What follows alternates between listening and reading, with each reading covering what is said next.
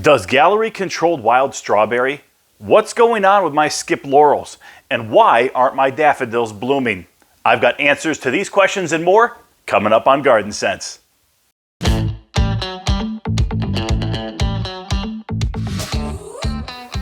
Hey everybody, I'm Tim Ward and welcome back to Garden Sense. Well, the weather's been up and down over the course of the last week, but that has not stopped you folks from reaching out, as I had over 75 emails this past week alone. So we selected 5 for this video podcast here today, so buckle up everybody.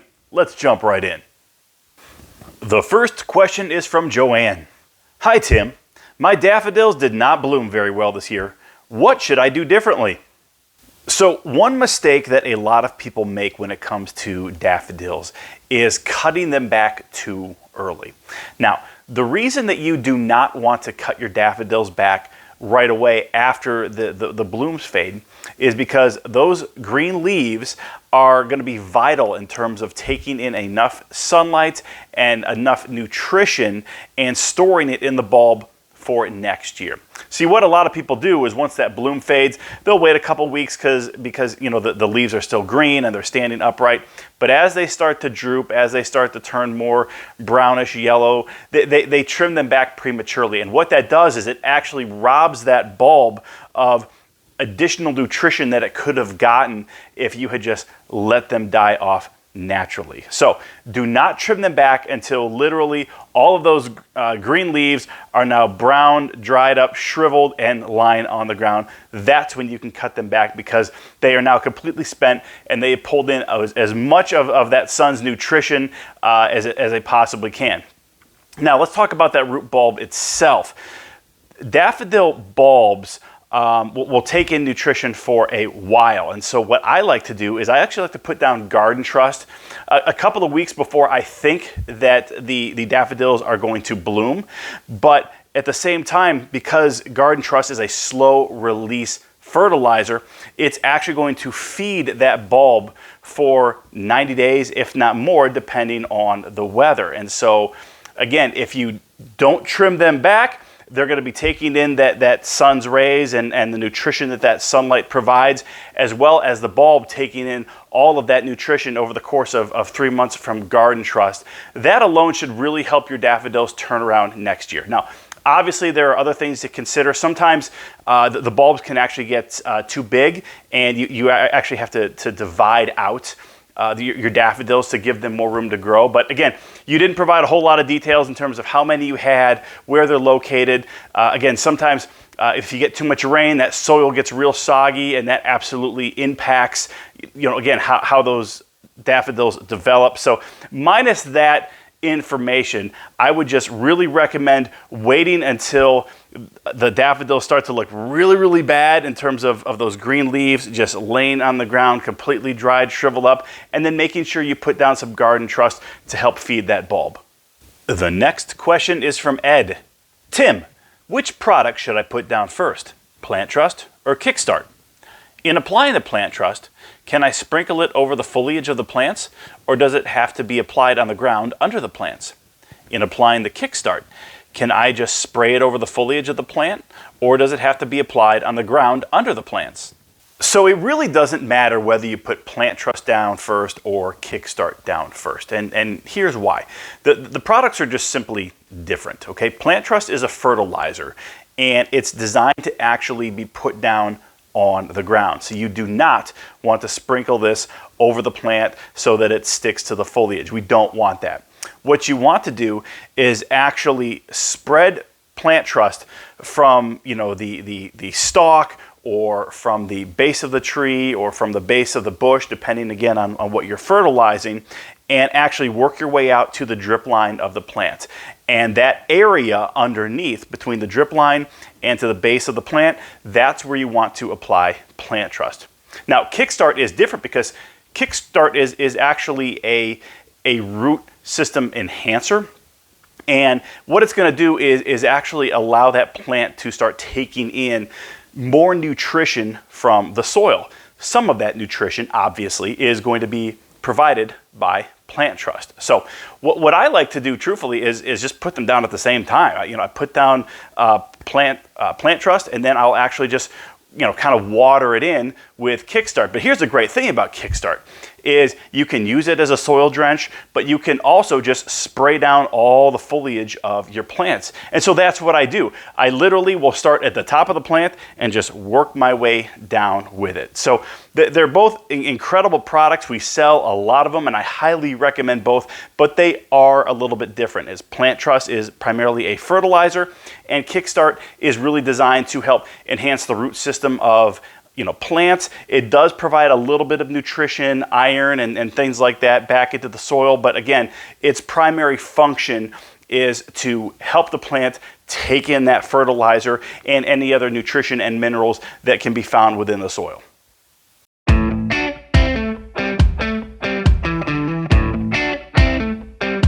Our next question is from Kathleen and is actually our weed of the week.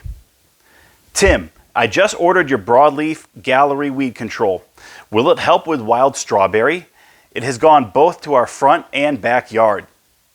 So a fun little fact regarding wild strawberry, it's actually part of the rose family, which a lot of people don't know, and I think that's pretty cool.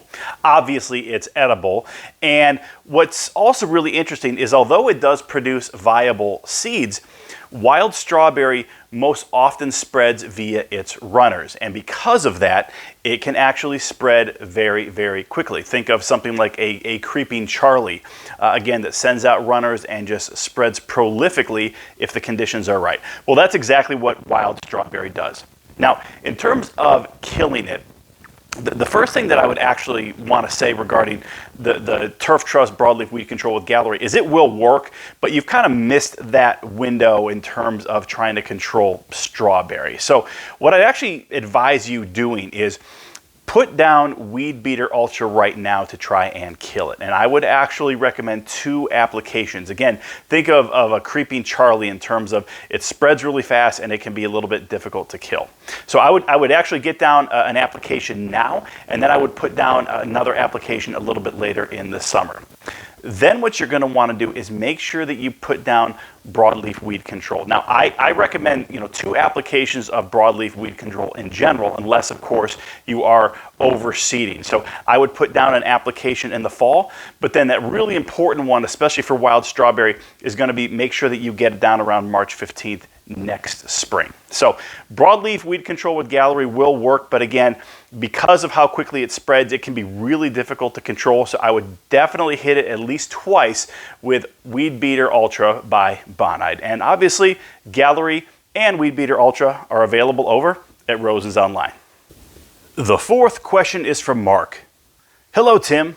I need some help in identifying what is going on with my average variety trees. I was a little surprised when spring came that these trees had lost their midsections. Given that the tops are still there, I'm thinking it may have been deer. So I can almost guarantee you that this is deer because they love arborvitae. Now, the reason that you've just kind of noticed it in the spring is, again, during the cold months, food sources for deer tend to become a little bit scarce. And so hitting up a green giant, an arborvitae, something like that makes a lot of sense because they're simply hungry. Now, let's talk about how to prevent it, and then we'll talk about how to restore it. In terms of prevention, look, I'll be honest with you, deer are really tough, especially when they're hungry in the winter time. So short of putting some type of a fence around it, some type of a snow fence, something that can be removed in the spring and then reinstalled in the late fall or right before winter hits, that's probably going to be your best option. You could spray it down or put some granules down for something like a Repels All, but again, if a deer's hungry, they're just going to do whatever they need to do to get food, and so some type of fencing is probably your best bet. Now, in terms of trying to restore it, what I would highly recommend is you put down some Plant Trust right now and try to see if we can't get the kind of lower half of that tree to start greening up again. I would also put down Kickstart for the next 4 to 6 weeks, again, to really maximize the roots' uptake of nutrients. Look, it's going to look a little bit odd for a little while, so unless you're interested in trying to shape the trees, I would really just work hard to see if you can make those branches that are on the lower half green up again and come back. I'll be honest with you, deer can do some real damage when they're hungry and they start gnawing on an arborvitae like that. But hopefully, a little bit of Plant Trust, a little bit of Kickstart for the next 4 to 6 weeks, we should be able to green that back up. And by the time fall comes around, hopefully we'll then be able to have it looking a little bit better. And then maybe next spring you can talk about actually shaping it so that it has more of that desirable look for you. The final question for today is from Scott. Hello. I planted a number of skip laurels a year ago and already noticing a bunch are starting to get yellowing leaves this early in the year. I had to replace a few last fall that didn't make it. I have Garden Trust and Plant Trust I purchased from you and didn't know if one of these would be good or if you might recommend a different product. I'm thinking it could be a combination of the Transplant Shock, and they do get sunlight all day but have plenty of water. So it's possible it could be a disease. It's possible that it could be some type of insect damage, but without any pictures, I'm really just gonna have to go off what you said in your email. So Transplant Shock is a very real thing, but the good news is skip laurels are pretty hardy plants. So let's first start with the nutrition side of things. What I would actually recommend is putting down Garden Trust. Now, you mentioned Plant Trust as well. If you have already put down Plant Trust, it's okay. You're not going to hurt the plant. But Garden Trust and its NPK ratio, of 15-14 is actually ideal for skip laurel. So that's really ideally what you want to be putting down. But again, if you already put down Plant Trust, you haven't hurt it at all. Now, the other thing, if we do believe that it is just the shock of being transplanted, what you should do is make sure that you get down Kickstart really soon. And if possible, I would actually try to put that down at least once a week for the next 4 to 6 weeks and see if you can't kind of get things turned around a little bit. Again, Kickstart is a root system enhancer, and so it's actually going to allow that root system to get stronger, which is then going to take in more nutrition that's already found in the soil, but also because of the Garden Trust that you're putting down. Now, if you have some leaves that are just getting really yellow, make sure that you prune those off, because again, with the Garden Trust and with Kickstart, we should start to see some new growth. So hopefully over the course of the next month, after you've pruned off those yellow looking leaves, you're actually going to start to see a lot more green and a much healthier looking skip laurel.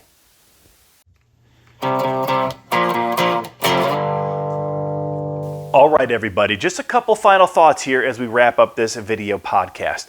Folks, it's mid-April and it's really important that we are working Kickstart into our weekly maintenance routine for our lawns, for our flowers, for our trees, for our shrubs, even our indoor plants. It's that great of a product. I've talked about it a bunch here on the program already. So if you have not already picked up a couple of bottles or maybe even a case of Kickstart, head over to rosensonline.com and pick up what you need. Right now, you'll be really glad you did.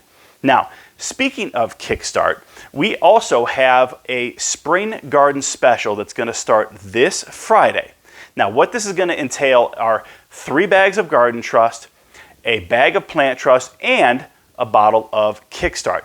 This is going to be everything that your gardens need to really make them pop, really make them beautiful this coming spring, and obviously into the summer. So head over to rosensonline.com on Friday and look for the Spring Garden Special. There's a special price on the product itself, and obviously it's going to qualify for free shipping, so you're going to save a bunch of money.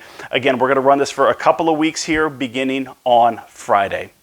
Folks, if you have questions that you would like me to address either on the program or just because you need some help and you'd like some advice, please send your emails to tim@rosensonline.com. We always appreciate feedback from you guys. So again, send them directly to me. Give me a couple of days, and I promise if I receive it, I'll get back to you.